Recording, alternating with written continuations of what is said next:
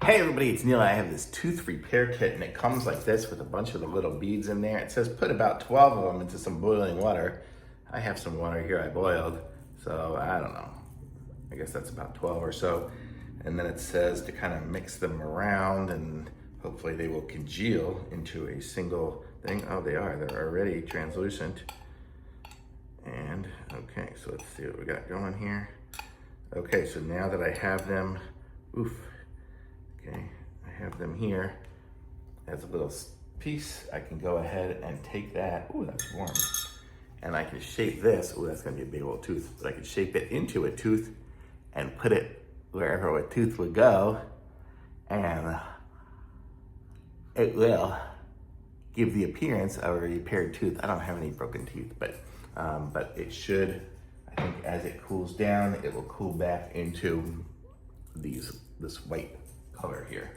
So let's see if we do that here. Let's just see if I push this one here. It's already starting to become more white. And here, I guess I could do something. I could make some fangs or something, I guess, and do that. But that's pretty cool. So it's a cool little thing here, and it makes your tooth. It's a tooth repair kit. Moldable beads is what they call it here. Let's see.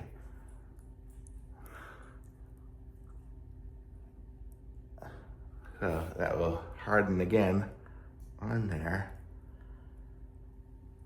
All right.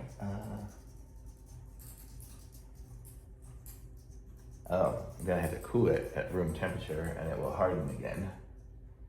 And then you can wear the missing tooth. So you kind of, after you mold it, you kind of want to see it's already turning white. It will become room temperature and then you can squeeze it back on and use it. But pretty cool, neat little setup here. So if you need a little tooth repair kit or want to do some costume stuff or something with some weird looking teeth, I still have that one on there. Pretty cool. It's really hard.